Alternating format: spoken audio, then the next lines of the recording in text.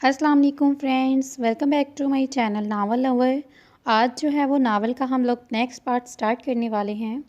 इसने फ्रेम को उल्टा किया जिसके साथ एक कागज़ चिपका था। देखो, तुम जानते हो कि मैं एक इंतहाई गरीब आदमी हूँ और बहुत मुश्किल से गुज़र बसर करता हूँ। तुम्हें तोहफे तो वो दें जो अमीर हो, हम ठहरे गरीब लोग तो हम तुम्हारी तरह से ये नज़र तो तुम हमारी तरफ से ये नजराना कबूल करो। वैसे मैं ये सोच रहा था कि तुम्हें गिफ्ट की क्या ज़रूरत, तुम्हारे पास तो एक जीता जागता गिफ्ट है। अरे मैं यार, ऑफ कोर्स। आगे भी इसने ऐसी ही बातें लिखी थी, यानी अपनी तारीफ़ें। आर्यान मुस्कुरा दिया, इसे यह तोहफ़ा बेहतरीन लगा। ओहो शिट, मुझे नींद क्यों आ गई। अब ये टॉपिक कैसे याद करने हैं। फ़हद परेशानी से उठ बैठा, फिर घड़ी की तरफ देखा जो 11 बज रहे थे। वो बिस्तर से उठा और किचन की तरफ बढ़ा। इरादा कॉफ़ी बनाने का था। अरे बाबा के कमरे की लाइट क्यों ऑन है। वो खुद कलामी के अंदाज में बोलता इनके कमरे की तरफ बढ़ा। डोर नॉब पर रखा डोर नाप पर रखा हाथ पहलू में गिरता गया। अंदर से आती आवाज़ वो बखूबी सुन सकता था। इसकी आंखें बेयकीनी से फिसल गईं। ये यकीनन बिनिश की ही आवाज़ थी। बाबा अब ख़त्म करिए जल्द इस ड्रामे को, मैं थक गई हूँ बाई बाई करके। उफ बिनिश, सब्र करो, तुम्हें यही बेसब्री हमारे हाथों में आया सब कुछ गवा देगी। बाबा ये तो बताएं, हमारे हाथ लगा ही क्या है। अच्छा ठीक है, मगर जो लगना है वो तुम्हारी बेसब्री की वजह से हाथ से निकल जाएगा। फ़हद ने द्वार का सहारा लिया। मैं कहती हूँ क्यों इतनी तवील दे रहे हो इस मामले को। मारें इस फ़हद को और जान छुड़ाएं मुझसे एक मज़ीद इंतज़ार नहीं होता। करवाता हूँ बंदोबस्त। ये सारा चक्कर इसकी कमबख्त माँ की वजह से गले पड़ा। सीधे से सारी जायदाद मेरे ना लगा देती तो इतना सारा मारना पीटना नहीं पड़ता मुझे। मरते हुए भी सारी जायदाद इस फ़हद के नाम लगा गई ताकि संभालूं इन साहबजादे को जब तक 20 के नहीं हो जाते। अब 22 का हो गया मगर कोई तरीका हाथ नहीं लग रहा। अगर अगर मरवा दिया तो जायदाद हाथ से निकल जाएगी, कोई और तरीका ढूंढना पड़ेगा। अच्छा अजाब है ये। कैसा जहर खंदक लहजा था। फ़हद ने गहरा सांस खींचना चाहा मगर सांसें सीने में ही कहीं अटक गई। वो बेदम होकर नीचे बैठ गया। ये इसके अपने थे, अपने ही तो नहीं थे। मुंह पर कुछ और बाहर से कुछ और। आज तक इसे यही बताया गया कि इसकी माँ एक बदचलन औरत थी और अमेरिका में किसी गाड़ी के नीचे आकर मर गई। ये मौजू ख़त्म हो गया इसी रोज़ जिस रोज़ फ़हद को यह बताया गया कि इसकी माँ ने अपने किसी आशिक के लिए तलाक ले ली और फिर इसके साथ हादसे में मारी गई। फ़हद को हर लम्हा इस औरत से नफ़रत महसूस होती रही जिसने अपना घर और 4 साल का बच्चा तक छोड़ दिया। लेकिन बख्त कुरैशी की बीवी ज़किया बेगम ने इसे पाला पोसा और कभी किसी चीज़ की कमी न होने दी। इनका रवैया बिल्कुल सगी माओ जैसा था। फ़हद को इनकी ममता ने हर दुख बुला दिया। फिर बिनिश हुई। बिनिश की पैदाइश पर ज़किया ज़िंदगी से मुंह मोड़ गई। इनके जाने का सबसे ज़्यादा दुख फ़हद को हुआ और एक बार फिर इसने माँ को खो दिया। मगर इस छोटी सी गुड़िया ने इसे बताया कि अब इसकी ज़िंदगी सिर्फ इसकी अपनी ज़ात तक महदूद नहीं। और फिर वो इस छोटी सी गुड़िया के साथ मगन हो गया। इसके हाथों में खेलती खेलती इतनी बड़ी हो गई कि आज इसको मारने के मंसूबे बनाने लगी। दौलत की हवस इंसान को क्या क्या बना देती है। सारी उम्र दौलत के पीछे भागकर आखिर में दौलत इसी दुनिया में ही छोड़कर चले जाना है। वो अब किसी बात पर कहका लगा रहे थे। कोई बंदोबस्त करना पड़ेगा, कहेंगे आर्यान हमारी पोल ना खोल दे और सारी दौलत हाथ से ना निकल जाए। ये बख्त कुरैशी की आवाज़ थी। फ़हद एक दफ़ा फिर मतवज्जा हुआ और इसकी बार वजह आर्यान का जिक्र था। क्यों, वही जो इसके बाप और इसके चाचू में फूट डलवा कर शिराज हत्याना चाहते थे। शिराज ने तो हत्यान नहीं सका मगर वो दोनों भाई अलहदा ज़रूर हुए। मगर वही खून में बड़ी कशिश है, फिर से साथ रहने लगे हैं सुना है दोनों। लो भाई, किसी को तो बख्शते होते, बिनिश कहका लगाते हुए बोली। फ़हद धुंधलाई आंखें और कांपते वजूद के साथ लड़खड़ाता अपने कमरे तक पहुंचा। दरवाज़ा बंद करते ही वो बेदम सा होकर एक बार फिर ज़मीन पर घुटनों के बल बैठ गया। मामा, मेरी मामा, वो अपनी सिसकियों का गला बामुश्किल गूंथ रहा था। आंसू इसकी आंखों से ज़ब्त थे। आज इसके पास कोई अपना नहीं था जिसके साथ वो अपना दुख करता। सारी रात वो सिगरेट पे सिगरेट फूंकता रहा, गम हल्का करने की कोशिश करता रहा, मगर ये तो इसके अंदर के खोलन को ख़त्म ना कर सके। वो कपड़ों समेत ही शॉवर के नीचे बैठ गया। मुसलसल के जाविये से इसकी आंखें सुरख हो गईं। आंखों को एक मरकज़ पर ठहरा वो मुसलसल की गहरी सोच में था। कुछ देर बाद वो इन्हीं गीले कपड़ों में बाथरूम से बाहर आया। दूर कहीं फजर की नमाज हो रही थी। इसने कपड़े बदलकर वज़ू किया। आर्यान के साथ अक्सर वो जुम्मे की नमाज़ पढ़ने जाता और इसे नमाज़ पढ़ने की एक अजीब सा सुकून मिलता था। अक्सर कभी वो बेचैन होता तो सुकून नमाज ही में तलाश करता। वो मस्जिद की तरफ चल दिया। जो कदम रात कमरे में आते हुए लड़खड़ा रहे थे, अब वो इन्हीं कदमों को मजबूती से ज़मीन पर बिछाए मस्जिद की तरफ जा रहा था। वापसी पर इसके चेहरे पर सुकून फैला हुआ था, क्योंकि वो अपना गम अपने रब को सुना चुका था। यार आर्यान, वो दोनों फजर की नमाज के बाद वॉक कर रहे थे। वो कल के हुलिये से कदरे मुख्तलिफ था। इसने पूरी आस्तीनें और ट्राउज़र पहने हुए थे। मेरा गिफ्ट कैसा लगा? दानियाल ने दांत निकालते हुए कहा।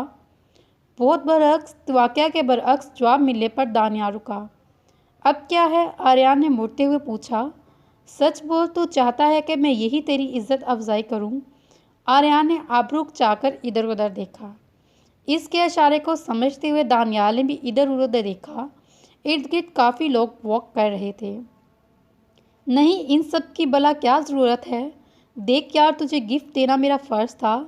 ज़्यादा फॉर्मल ना हो। दानियाल ने इसके कंधों पर हाथ जमाते हुए कहा तो ना चाहते हुए भी आर्यान को इसके अंदर पर हंसी आ गई। वो चारों इस वक्त यूनिवर्सिटी के ग्राउंड पर बैठे थे।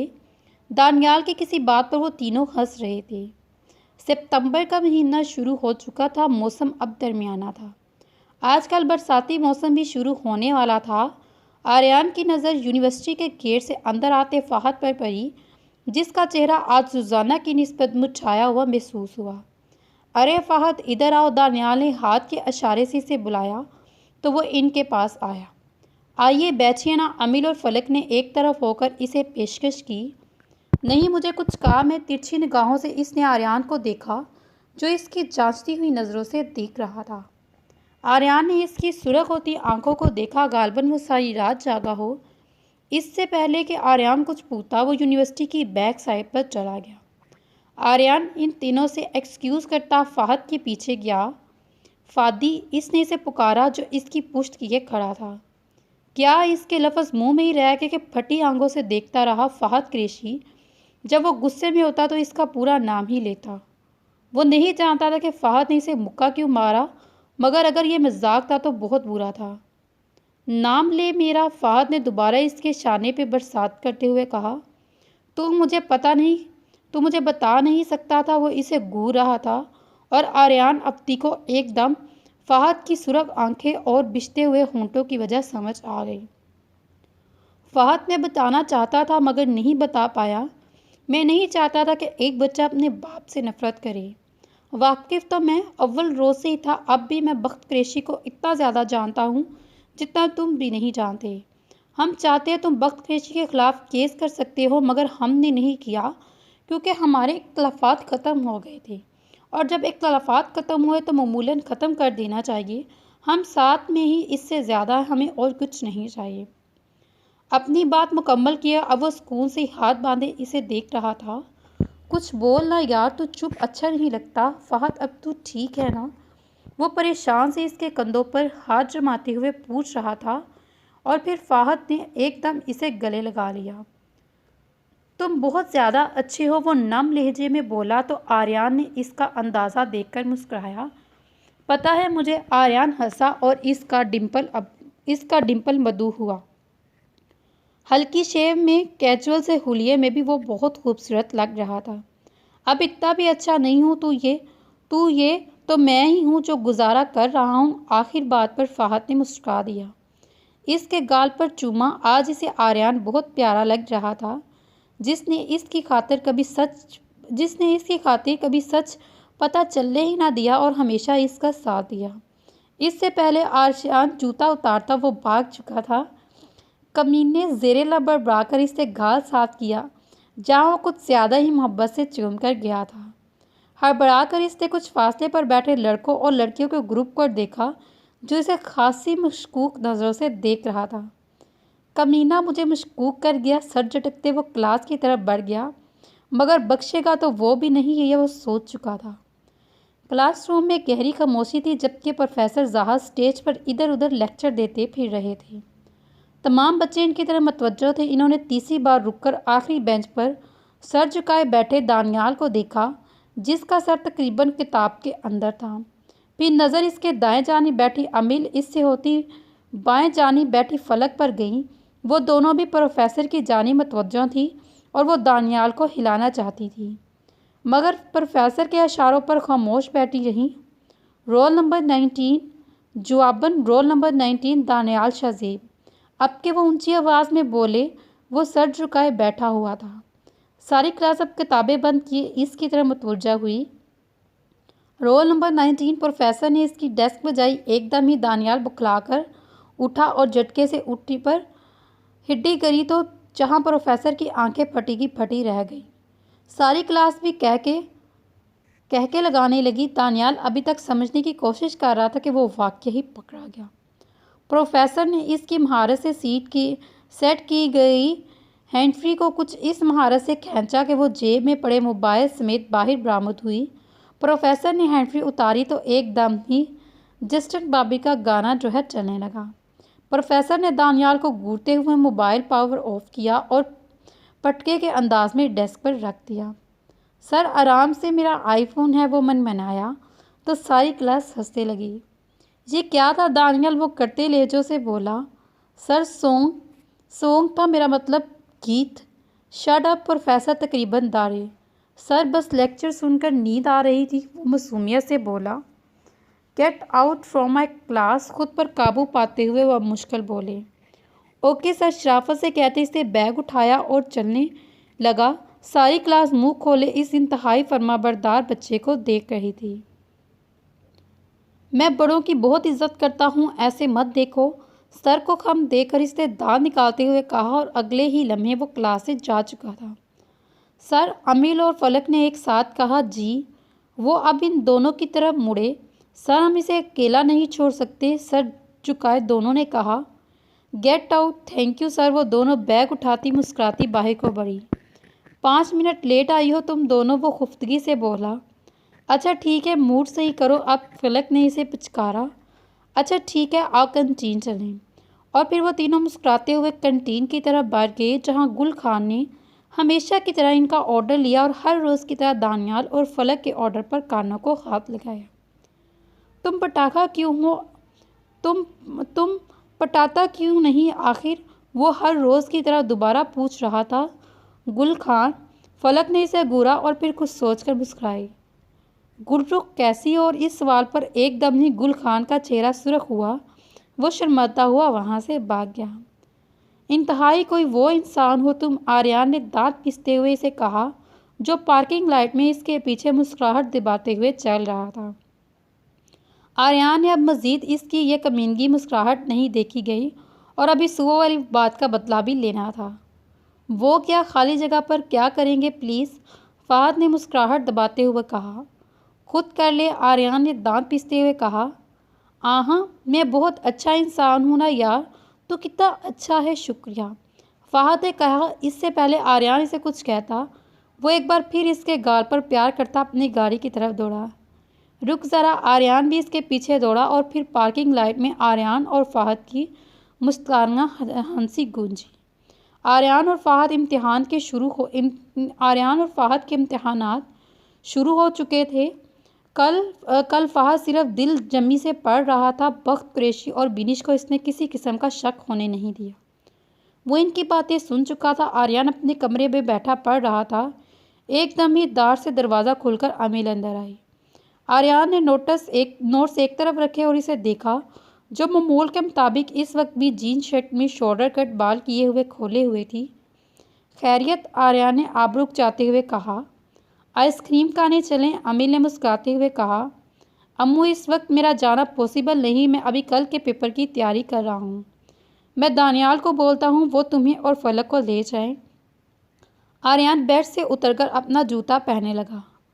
मुझे नहीं जाना, अब बैठो और करो अपने पेपर्स की तैयारी। मिस्टर आर्यन, अमिल कहती एक झटके से दरवाज़ा खोलती बाहर निकल गई।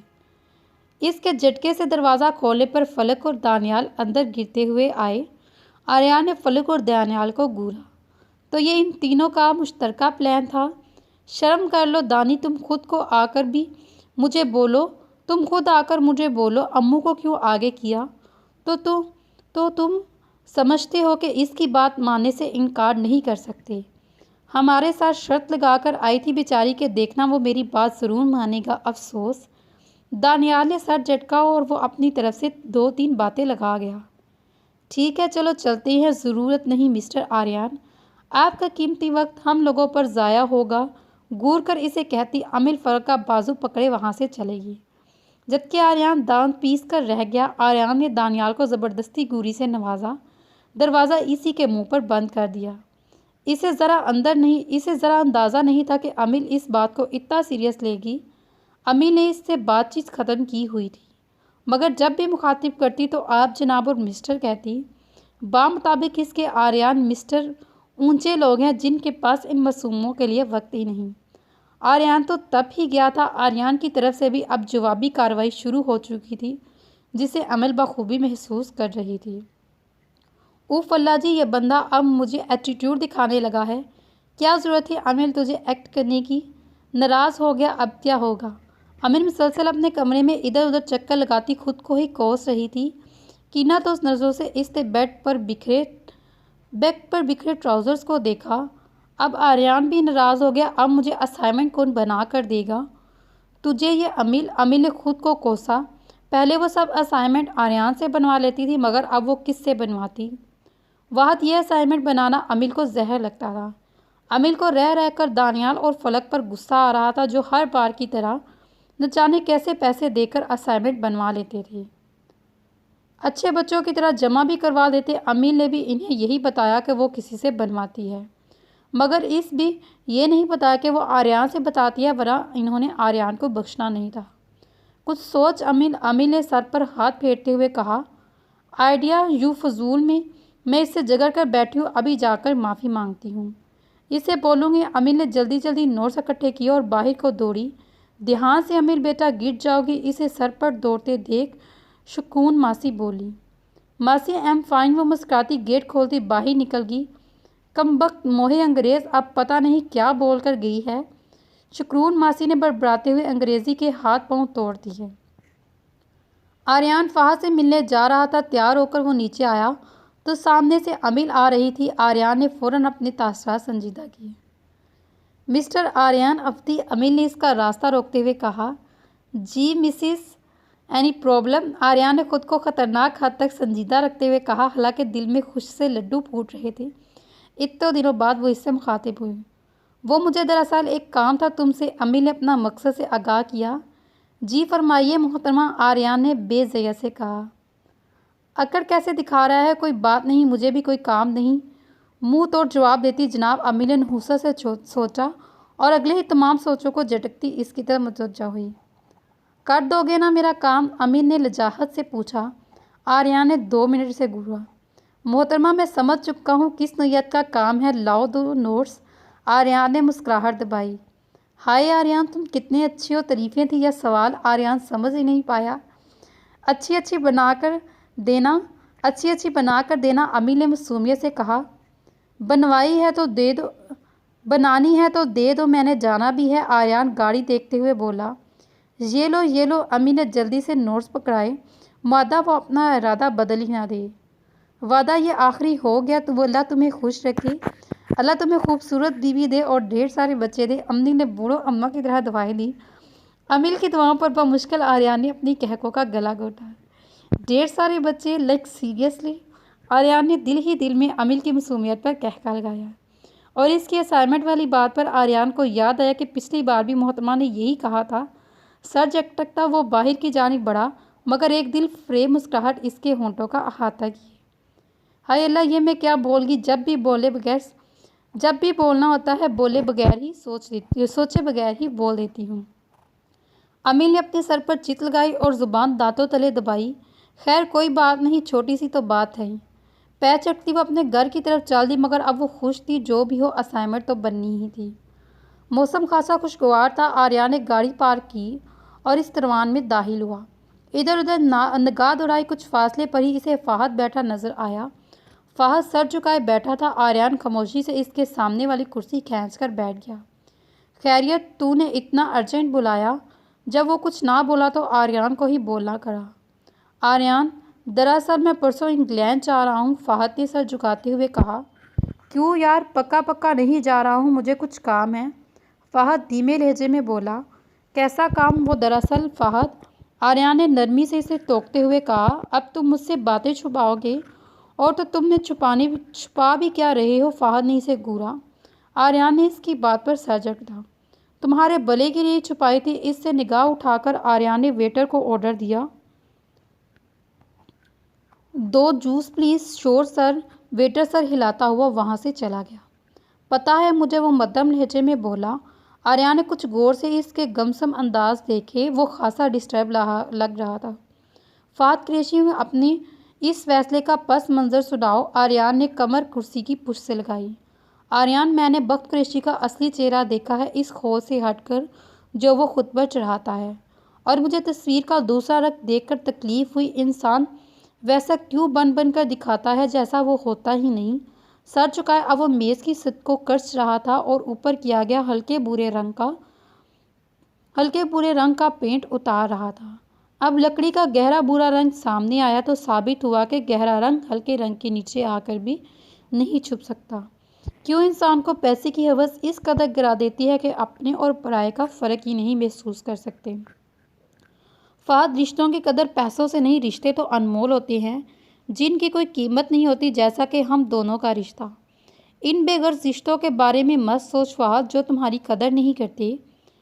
मेज़ को खुरचते इसका हाथ लम्हे भर को रुका। आंखें शदीद सबसे लाल हुई।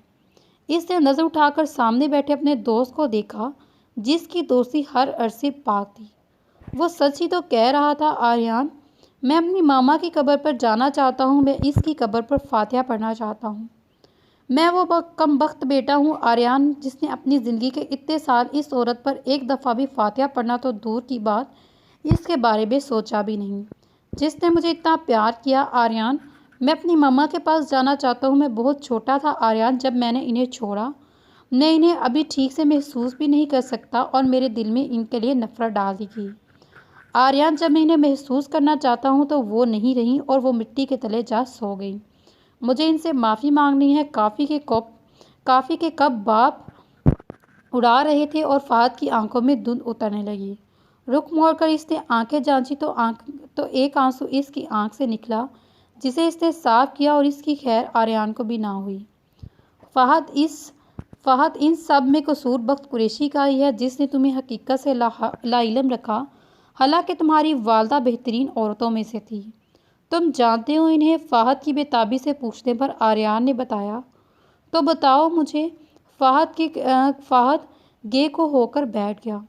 बख्त कुरैशी ने हमारे ख़ानदान के बिज़नेस में अपनी टांग अड़ानी चाहिए। इसने बाबा को ये बताया कि ताया अपना बिज़नेस अलहदा करना चाहते हैं और ताया को कहा कि सुहेल शेयर्स बेच रहा है, जबकि शेयर्स बेचने की नकली अदालती पेपर्स तो बख्त कुरैशी के पास थे। इसने इन पेपर्स पर बाबा के दस्तखत करवा लिए और ताया को वो पेपर्स दिखाए। ताया ने घर आकर बाबा से लड़ाई की, मगर बाबा सच्चाई जान रहे थे। वो इस वक्त खामोश हो गए। इन्हें तकलीफ़ ताया के लफ्ज़ों से नहीं, हमें घर छोड़ना पड़ा। हालांकि हालात बहुत ख़राब थे। बाबा को हार्ट अटैक हुआ। मैंने पढ़ाई के साथ पार्ट टाइम जॉब भी शुरू की। पहले बहुत मुश्किल हुई। 17वें साल की उम्र में मैंने बाबा का बिज़नेस संभाला, जो बहुत क्रैक्स में जा चुका था। मुझे बहुत टाइम लगा इस बिज़नेस को दोबारा करने में। फिर हालात सास होते गए और एक दिन मैं हॉस्पिटल में फलक से मिला और हम दोनों ने एक दूसरे को पहचाना। और मुझे भी बाबा ने बताया। फलक को यकीन था कि हालात पहले जैसे हो जाएंगे। मुझे भी आलिया बाजी और बाबा की खुशी थी। फिर हम अक्सर मिलने लगे। फिर मेरी दोस्ती तुमसे हुई। शुरू पे मेरा मकसद सिर्फ बख्त कुरैशी तक पहुंचना था। मैं जानता था कि तुम ही अपने बाप जैसे हो, मगर फिर मुझे पता चला कि तुम इनसे कदरे मुख्तलिफ हो। मेरी दोस्ती तुमसे गहरी होती चली गई। एक रोज़ मैंने बख्त कुरैशी के ऑफिस में आया। बाज़ार में तुमसे मिलने आया, मगर दर हकीकत में वहीं शेयर्स वाली नकली फ़ाइल लेने आया था, क्योंकि असली डॉक्यूमेंट्स इसके पास है। तुम वहाँ मौजूद नहीं थे। मैंने बख्त कुरैशी से अपना तारुफ तुम्हारे दोस्त की हैसियत से करवाया और इसने मुझे चाय की ऑफ़र की। मैं ठुकरा नहीं पाया। फिर मैंने कमाल होशियारी से इस पर चाय गिरा दी, जिसे धोने के लिए वो वहाँ से गया और मैंने फ़ौरन खुले लॉकर से फ़ाइल्स उठाईं और पियून को ये बोलकर चला गया कि अपने साहब को बता देना आर्यन को अर्जेंट तौर पर हॉस्पिटल जाना पड़ा। घर आकर मैंने फ़ाइल्स को चेक किया और मेरे अंदाज़ के मुताबिक फ़ाइल्स में तकरीबन वक्त की सारे कारनामों की तफसील थी। जिस चीज़ ने मुझे सबसे ज़्यादा चौंका वो इंग्लैंड के शेयर्स की फ़ाइल थी। सिले फ़रूक की फ़ाइल मेरे लिए हैरानी का बाइस। और फिर मुझे तुम्हारा बर्थ सर्टिफिकेट मिला, जिसके मुताबिक तुम सिला फ़रूक और बख्त कुरैशी की औलाद थे। और फिर इन दोनों बिजनेस के बाइस मेरा इंग्लैंड जाने का इत्तेफाक हुआ और फिर मैंने ठान ली कि मैं सिला कुरैशी से ज़रूर मिलूँगा। मैंने जाने से कबल इन्हें फ़ाइल्स में मौजूद एड्रेस भी साथ लिया। इंग्लैंड में बिज़नेस मीटिंग से फ़ारिग होकर मैं इस एड्रेस पर पहुंचा। आर्यन रुका और फ़हद को देखा। वो हैरानगी से इसे देख रहा था। फिर आर्यन ने गहरी सांस ली और दोबारा गोया हुआ और वहां जाकर मुझे पता चला कि वो नहीं रही। 6 माह कबल। हेलो, आर्यन ने मुस्कुराते हुए दरवाजे में खड़ी बूढ़ी औरत से कहा। अस्सलाम वालेकुम। जवाबन बूढ़ी औरत ने सलाम किया तो आर्यन को शर्मिंदगी हुई, तो इसके बुरे बाल और नीली आंखें देखकर इन्हें अंग्रेज़न समझ आई। वालेकुम सलाम, क्या मैं अंदर आ सकता हूँ? आर्यन ने तहज़ीब से कहा। ज़रूर। वो इसकी आशियाई नकूश देखकर समझ चुकी थी कि यह पाकिस्तानी है। आर्यन इसकी मुइशत में चलता हुआ खूबसूरती से सजाए हुए हॉल में गया, जहाँ एक तरफ दीवार पर जा बजा तस्वीरें थीं, जिसमें 4 साल के बच्चे की तस्वीरें थीं। कुछ तस्वीरों में इस बच्चे के साथ बला की खूबसूरत औरतें भी थीं, जिसके नक्श बिल्कुल बूढ़ी औरतों जैसे थे। बला वो सिला कुरैशी ही थी। आपका हाल बहुत खूबसूरती से सजाया गया है। आर्यन ने मुस्कुरा कर कहा। ये सब मेरी बेटी सला के शौक़ थे। इसने खुद को कभी फारग रहने ही नहीं दिया। हर वक्त या इबादत करती रहती या यही काम करती रहती। बहुत मोहब्बत थी इसे रब से, तभी तो इसकी दी ही आजमाइश के साथ रही मेरी बच्ची। इसने बात के आखिर पर तस्वीरों में मौजूद औरत की तरफ इशारा किया। यही है मेरी सिला, दुखों की मारी, मगर रब ने जल्द अपने पास बुलाकर इसके दुख खत्म कर दिए। वो मुस्कुराते हुए नम लहजे में बोली। तुम कौन हो? पाकिस्तानी हो? सोफे से टेक लगाते हुए बोली। जी। फिर आर्यन सब बताता गया और इसने देखा फ़हद के जिक्र पर वो मचल उठी। बख्त कुरैशी भी जल्द रब की पकड़ में आएगा। बहुत दोगला इंसान है। मेरी सलाह की ज़िंदगी बर्बाद कर दी इसने सिर्फ पैसों की खातिर। अगर आपको बुरा न लगे तो क्या आप मुझे सलाह आंटी के बारे में बता सकती हैं? वो सब जो बख्त कुरैशी ने किया। सलाह हमारी इकलौती औलाद है। बख्त कुरैशी सलाह से यूनिवर्सिटी में मिला। सलाह एक होनहार आर्टिस्ट स्टूडेंट थी। बख्त कुरैशी इन्हें दोनों पाकिस्तानियाँ यहाँ पढ़ने आए थे। बख्त कुरैशी की नज़र सलाह पर पड़ी और अमीर होने के साथ साथ खूबसूरत भी और अमीर भी। बख्त ने बहाने बहाने से इसके सामने जाना शुरू किया और फिर दोनों की दोस्ती हुई। एक दिन इसने सलाह को प्रपोज़ कर दिया और अच्छा आदमी लगता था क्योंकि वो मशरकी मर्द था और सलाह का बहुत ख्याल रखता था। चूँकि सलाह का फ़ैसला इख्तियार हमने दिया, इसने हमें बख्त से मिलवाया। हमारे सामने बहुत अच्छा बना और हमें जो अपनी सलाह के लिए मौजू लगा और फिर इनकी शादी हो गई। हमें अपनी सलाह के फ़ैसलों पर अफसोस और पछतावा तब हुआ जब हमने बख्त को अपने साथ रहने का कहा और दूसरे लफ्ज़ों में गर्दमात बनने का कहा और अपनी गैरत को सलाह बनाकर चूँ चरां किए मान गया।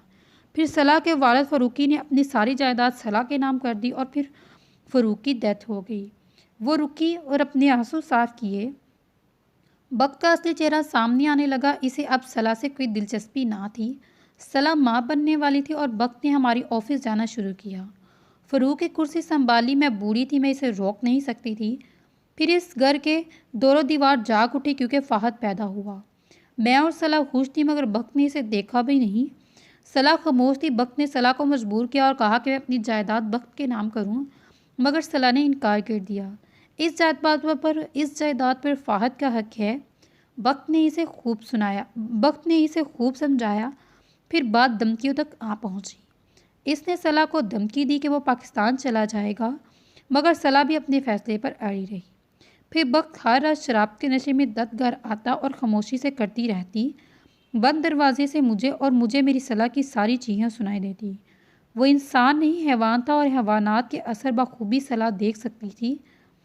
इसके साथ मेरी सलाह के बेडरूम में रातें गुजारना और मेरे सलाह साथ सारी रात बैठकर रोती रहती और अपने कमरे में दरवाजे की झुर्री से देख देख कर मैं भी रोती। नन्ना फहद इन सब से बेखबर सोता रहा। दिन माह और माह सालों में बदल गए। सलाह दिन ब दिन कमज़ोर होती गई और वक्त रोज़ाना इसे मारता, कभी बेड से तो कभी हाथों पैरों से। फहद का नाम करवा दी। इसके फिर सलाह ने अदालती कागजात बनवाए और सारी जायदाद फहद के नाम करवाई। इन नोटिस के मुताबिक जब तक फ़कत 20 साल का नहीं हो जाता। तो चलिए फिर इस नावल का अख्ताम यहाँ पे करते हैं। मिलते हैं अगली वीडियो में। अल्लाह हाफिज़।